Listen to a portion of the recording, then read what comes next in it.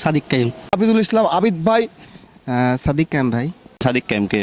স্বতন্ত্র প্রার্থী যারা থাকবে তাদেরকে অবশ্যই মামা আপু আছে যেহেতু ডাকসুতে আমার পছন্দের প্রার্থী হচ্ছে সাদিক কাইম। কেন সাদিক কাইম কেন? কারণ আমার তার ব্যক্তি হিসেবে, তার ব্যক্তিত্ব হিসেবে, তার হচ্ছে লিডারশিপের জায়গা থেকে তাকে আমার খুব পছন্দ। আমার পছন্দের প্রার্থী হলো তারা যারা ফ্যাসিস্টের বিরুদ্ধে দীর্ঘ 17 বছর লড়াই সংগ্রাম করেছে। জুলাই আগস্ট অভ্যুত্থানে যাদের অবদান ছিল অনস্বীকার্য, এবং যারা ফ্রন্ট সাইডে ফ্যাসিস্ট হাসিনার বিরুদ্ধে প্রতিবাদ তুলেছে। বিশ্লেষণ করলে দেখলাম যে সেই সংগঠনের মধ্যে সবচেয়ে এগিয়ে আছে বাংলাদেশ জাতীয়তাবাদী ছাত্র দলের প্রার্থীরা। সেখানে আবিদুল ইসলাম আবিদ ভাইয়ের আপনারা একটা স্লোগান শুনছেন, প্লিজ কেউ কাউকে ছেড়ে যাবেন না। সাদিক কাইম ভাই। সাদিক কাইম ভাই কেন পছন্দ কেন?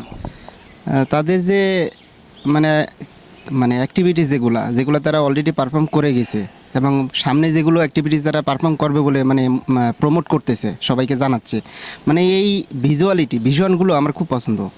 আশা রাখি আমাদের সাপোর্ট তো তাদের সাথে থাকবেই, এবং আমারও আছে।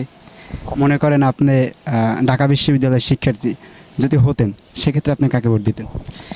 যদি নিজের পার্সপেক্টিভ বলতে চাই তাহলে আমি শিবিরকে প্রাধান্য বেশি দেবো, কারণ আমি তাদের ভালোভাবে চিনি, এবং আমি যখন স্টুডেন্ট ছিলাম ইউনিভার্সিটি প্রথম দিকে এসে, মানে এখন আমি আগে মানে যখন আওয়ামী লীগ ছিল তখন আর কি আমাদের খুব প্রেশারাইজ করা হইতো যাতে ওই দিকে আমরা যাতে ইন্টেনশন আমাদের না দিই, ঠিক আছে।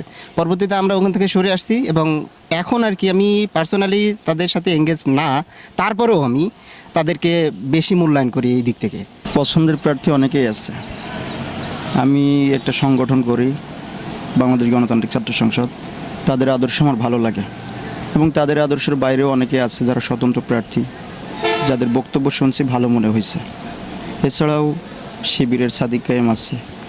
ছাত্রদলের প্রার্থীরাও মোটামুটি ভালো, কিন্তু আমি আমার জায়গা থেকে চাই যে দলীয় কোনো প্রার্থী যেন, মানে দলীয় প্রার্থীর থেকে স্বতন্ত্রতা যারা আছে তাদের মানে প্রায়োরিটি জায়গাটা আমার কাছে বেশি।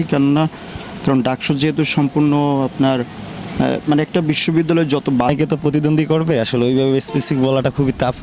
তার চেয়ে গুরুত্বপূর্ণ হলো আমরা তো আসলে বরিশাল বিশ্ববিদ্যালয়ে অবস্থান করতেছি, বা বরিশালে ডাকসুর ব্যাপারটা যেভাবে মিডিয়া যেভাবে হাইলাইট করতেছে, যেভাবে আমাদের কাছে প্রার্থীরা আমরা যেভাবে দেখতে পাই, এটা আসলে কিন্তু সঠিক বা রিয়েল চিত্র না। রিয়েল চিত্রটা আপনার জানতে হলে ওই জায়গায় শিক্ষার্থীদের মতামতটা খুব জরুরি। তো আমাদের কাছে সাংবাদিক ভাইরা বা মিডিয়ার যে ভাইরা আছে তারা যেভাবে আমাদের কাছে উপস্থাপন করে, সেই অনুযায়ী আমাদের একটা ধারণা তৈরি হয়। তো সেই সব জায়গা থেকে আমরা এখন লক্ষ্য করছি যে অনেকে স্বতন্ত্র প্রার্থী ছিল